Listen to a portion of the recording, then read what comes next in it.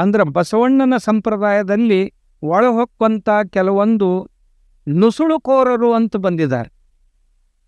ಇವ್ರು ಯಾರು ಬಸವಣ್ಣನವ್ರ ಮೇಲೆ ಪ್ರೀತಿ ಇದ್ದವರಲ್ಲ, ಬಸವಣ್ಣನವರನ್ನ ಅನುಸರಿಸಬೇಕು ಅಂದವರಲ್ಲ. ಧರ್ಮವೇ ಒಂದು ಅಪುವಿನ ಗುಳಿಗೆ, ನಶೆಯನ್ನೇರಿಸುವಂಥ ಗುಳಿಗೆ ಅಂತ ಯಾವ ಕಮ್ಯುನಿಸ್ಟರು ಕರ್ಕೊಂಡು ಬಂದ್ರಲ್ಲ, ಧರ್ಮವನ್ನೇ ಒಂದು ಅಪುವಿನ ಗುಳಿಗೆ ಅಂತ ಕರ್ಕೊಂಡು ಬಂದ್ರಲ್ಲ, ಅವರು ಬಸವಣ್ಣವ್ರ ತತ್ವ ಹೇಳಕತ್ತಿದ್ರಲ್ಲ. ಯಾವಾಗಿಂದ ಇವ್ರಿಗೆ ಜ್ಞಾನೋದಯ ಆಯಿತು? ಅವರೇ ಆ ಕಡೆ ಈ ಕಡೆ ಒಂದಿಷ್ಟು ಮಂದಿಗೆ ಒಳೆ ಮಾಡ್ಕೊಂಡು ಬಂದು ಏನೇನೋ ಸೋಷಿಯಲ್ ಮೀಡಿಯಾದಾಗ ಅಲ್ಲಿ ಇಲ್ಲಿ ಬಸವಣ್ಣವ್ರ ತತ್ವ ಹೇಳಕತ್ತಿದ್ರು. 6 ಹಡ್ದವ್ರ ಮುಂದೆ 3 ಹಡ್ದವ್ರು ಮುರ್ಕ ಮಾಡ್ತಿದ್ರಂತಲ್ಲ, ಹಂಗೆ ಹೇಳಕತ್ತಿದ್ರಲ್ಲ. ಇವ್ರಿಗಂತಾರ ಮುಖವಾಡವನ್ನು ಧರಿಸಿಕೊಂಡು ತಮ್ಮ ಅಜೆಂಡಾ ಸಾಧಿಸು ಅಂದ್ರೆ ಇವ್ರ ಅಜೆಂಡಾ ಬೇರೆನೇ ಇರುತ್ತ ಅಂತ.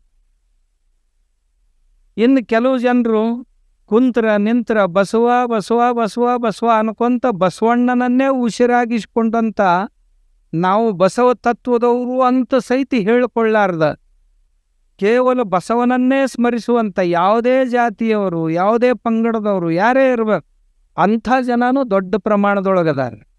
ಇವರು ಬಸವಣ್ಣನವರ ಅನುಯಾಯಿಗಳು.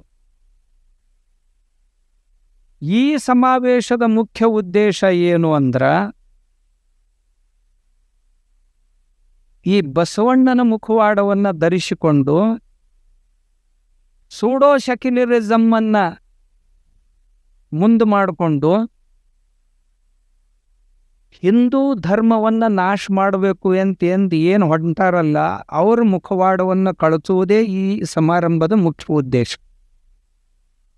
ಯಾರ್ಯಾರು ಬಸವಣ್ಣನವರ ಬಸವ ತತ್ವದ ಸೋಗುಗಳನ್ನು ಹಾಕಿಕೊಂಡು ಮುಖವಾಡಗಳನ್ನು ಧರಿಸಿಕೊಂಡು ಏನು ಮಾಡಕ್ಕೆ ಹೊಂಟಾರಲ್ಲ, ಅವರನ್ನು ಎಕ್ಸ್ಪೋಸ್ ಮಾಡೋದೇ ಈ ಕಾರ್ಯಕ್ರಮದ ಮುಖ್ಯ ಉದ್ದೇಶ. ಎರಡನೇದ್ದು, ವಿಶ್ವವ್ಯಾಪಿಯಾಗಿ ಬೆಳೆಯಬೇಕಾದಂಥ ನಮ್ಮ ಬಸವಣ್ಣವರನ್ನು ಕೇವಲ ಒಂದು ಸಮಾಜಕ್ಕೆ ಸೀಮಿತಗೊಳಿಸಲಿಕ್ಕೆ ಹೊರಟಿದಾರಲ್ಲ, ಇದನ್ನು ತಡೆಗಟ್ಟಬೇಕಾಗೈತಿ. ಅವರು ಕೇವಲ ಒಂದು ಸಮಾಜದ ಆಸ್ತಿಯನ್ನಾಗಿ ಮಾಡ್ಲಿಕ್ಕೆ ಹೊರಟಿದ್ದಾರೆ ಕೆಲವು ಜನ. ಬಸವಣ್ಣ ಕೇವಲ ಒಂದು ಸಮಾಜದ ನಾಯಕ ಅಲ್ಲ, ಒಂದು ಸಮಾಜಕ್ಕೆ ಗುರು ಅಲ್ಲ, ಸಮಾಜದ ಎಲ್ಲ ಸಮಾಜಗಳನ್ನು ಕೂಡಿಸಿದಂಥ ಪುಣ್ಯಾತ್ಮ. ಆ ಪುಣ್ಯಾತ್ಮನನ್ನು ವಿಶ್ವವ್ಯಾಪಿಯಾಗಿ ಮಾಡಬೇಕಾಗಿತ್ತು.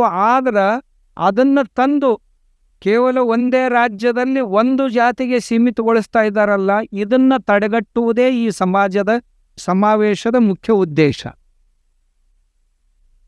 ಮೂರನೇದ್ದು, ಬಸವಣ್ಣ ಏಕೀಕೃತಗೊಳಿಸಿದಂಥ ಎಲ್ಲ ಸಮಾಜಗಳು.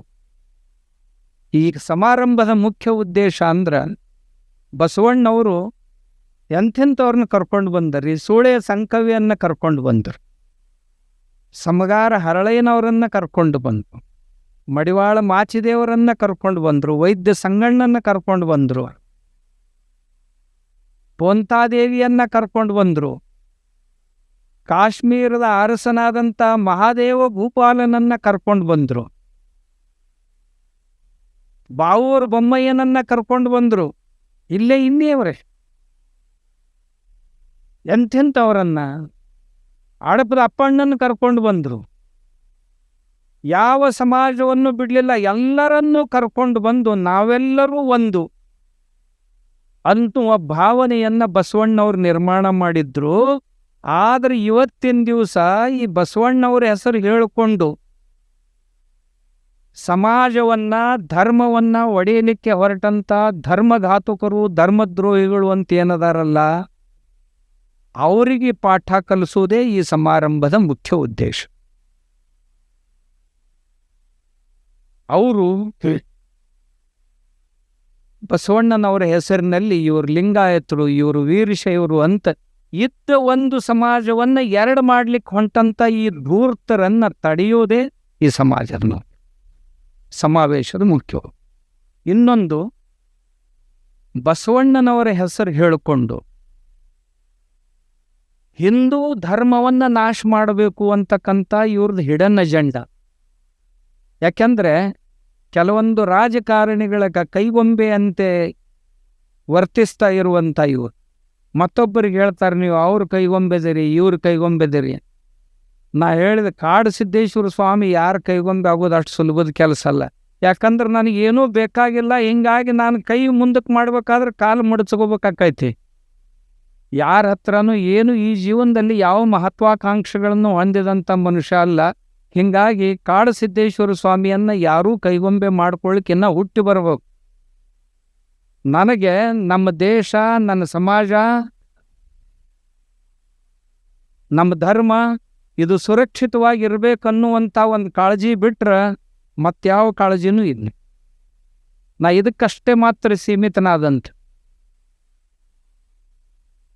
ಈ ಸಮಾಜಗಳನ್ನು ಒಡಿಲಿಕ್ಕೇನು ಹೊರಟಾರ, ಆಮೇಲೆ ಹಿಂದೂ ಧರ್ಮದ ಮೇಲೆ ಶ್ರದ್ಧೆಯನ್ನು ಕಡಿಮೆ ಮಾಡ್ಲಿಕ್ಕೆ ಹೊರಟ್ರಲ್ಲ, ದೇವರ ಮೇಲೆ ನಿಂದೆ ಮಾಡ್ಲಿಕ್ಕೆ ಹೊರಟರು, ಕೃಷ್ಣನ ಮೇಲೆ ನಿಂದೆ ಮಾಡಿದರು, ಶಿವನ ಮೇಲೆ ನಿಂದೆ ಮಾಡಿದರು.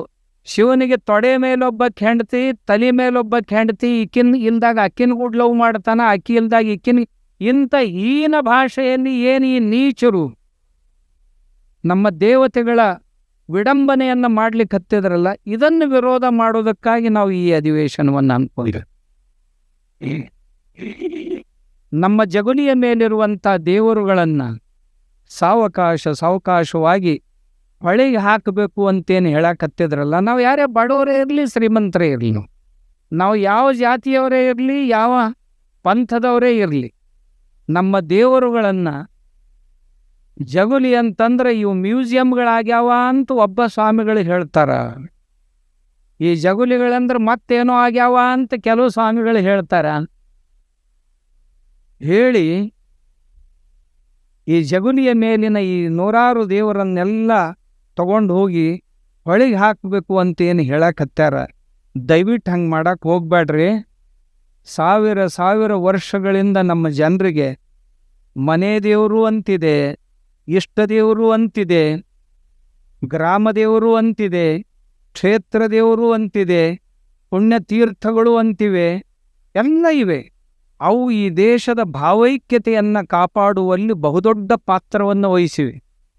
ನಮ್ಮ ದೇವರು ಅಂದ್ರೆ ಹಂಗ ಅಲ್ಲ, ಊರಾನ್ ದೇವ್ರ ಜಾತ್ರೆ ಇತ್ತಂದ್ರೆ ಎಲ್ಲ ಜಾತಿಯವರು, ಎಲ್ಲ ಪಂಗಡದವ್ರು ನಾವು ಒತ್ತಟ್ಟಿಗೆ ಸೇರಿ ಹಬ್ಬ ಆಚರಿಸ್ದಂಗೆ ಆಚರಿಸ್ತೀವಿ. ಇದಕ್ಕಿಂತಲೂ ದೊಡ್ಡದು ಇನ್ನೇನು ಸಿಗಬೇಕು. ಆದರೆ ದೇವ್ರ ಗುಡಿನ ಕೆಡಬೇಕು ಅಂತ ಇವ್ರೇನು ಹೊಂಟಾರಲ್ಲ, ಇವರಿಗೆ ಪಾಠ ಕಲಿಸೋ ಸಲುವಾಗಿ ಈ ಸಮಾವೇಶ. ಗುಡಿನ ಕೆಡಬೇಕಂತಾರ್ರಿ.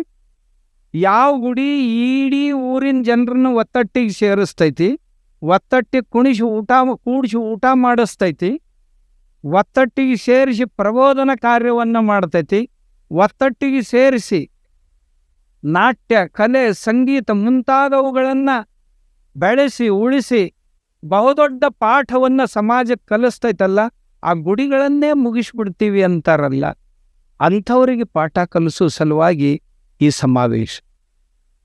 ಇಷ್ಟೇ ಅಲ್ರಿ, ಈ ಸಮಾವೇಶದಲ್ಲಿ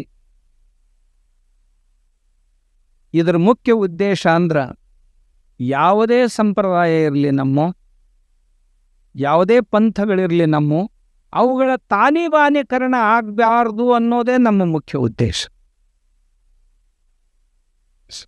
4-6 ಜನ ಕೂಡಿಕೊಂಡು ಅದರಲ್ಲಿ ಕಟ್ಟರತೆಯನ್ನು ತುಂಬಿ ಆ ಸಂಪ್ರದಾಯವನ್ನು ತಾಲಿಬಾನಿ ಸಂಪ್ರದಾಯದಂತೆ ಏನು ಬೆಳೆಸ್ತಾ ಇದ್ದಾರಲ್ಲ,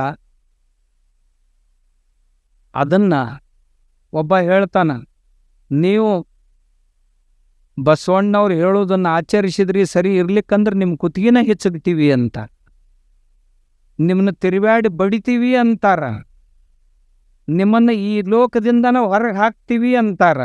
ಇದು ತಾಲಿಬಾನಿತನ ಅಲ್ಲೇ. ನಾವು ನಮ್ಮ ದೇವರು ಬೇರೆ ಅದಾವು. ಶರಣರ ಬೃಹತ್ ಸಮಾವೇಶ,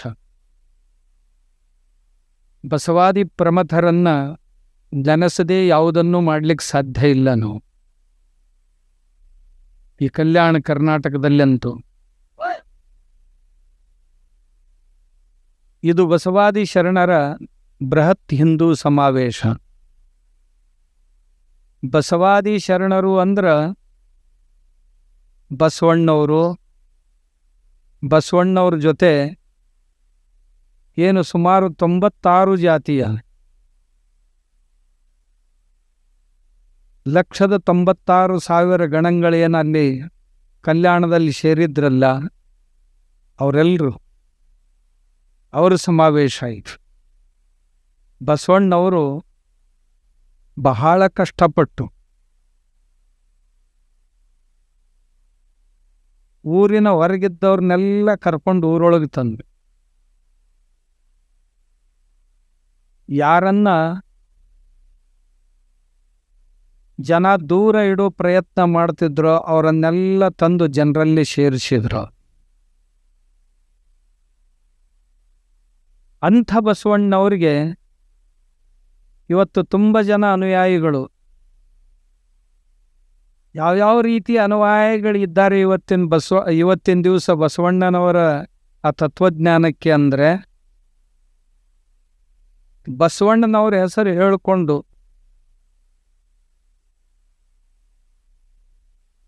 ತಮ್ಮ ಸಂಕುಚಿತ ಸ್ವಾರ್ಥವನ್ನು ಪೂರೈಸಿಕೊಳ್ಳಿಕ್ಕೆ ನಡೆದವರದಂಥ ಒಂದು ಗುಂಪು. ಎರಡನೆಯದ್ದು,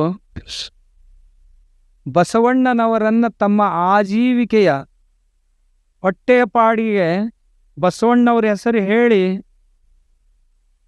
ಊಟ ಮಾಡುವಂಥ ಜನರದೊಂದು ಗುಂಪು. ಅವರು ಬಸವಣ್ಣನವರ ಅನುಯಾಯಿಗಳೇ. ಮೂರನೆಯವರು ಬಸವ ತತ್ವ ಪ್ರಚಾರಕರು ಅಂತ. ಪ್ರಚಾರ ಪ್ರಸಾರ ಮಾಡೋದೇ ಅವ್ರ ಧರ್ಮ. ಅವ್ರಿಗೂ ಮತ್ತು ಆ ಬಸವಣ್ಣನವರ ಆಚರಣೆಗಳಿಗೂ ಏನೂ ಸಂಬಂಧ ಇಲ್ಲ. ಸುಮ್ಮನೆ ಬಾಯಿ ಚಟಕ್ಕಾಗಿ ಬಸವಣ್ಣನವರನ್ನು ಮುಂದಿಟ್ಕೊಂಡು ಪ್ರಚಾರ ಮಾಡ್ಕೊಂತ ಹೊಂಟಂಥವ್ರದ್ದು ಒಂದು ಗುಂಪಿದೆ. ಬಸವಣ್ಣವ್ರ ಹೆಸರಲ್ಲೇನ ಬದುಕ್ತಾ ಇದ್ದಾರೆ. ನಾಲ್ಕನೆಯದ್ದು, ನಿಜವಾಗಿಯೂ ಬಸವ ತತ್ವದಂತೆ ಬದುಕುವವ್ರದ್ದು ಒಂದು ಗುಂಪಿದೆ.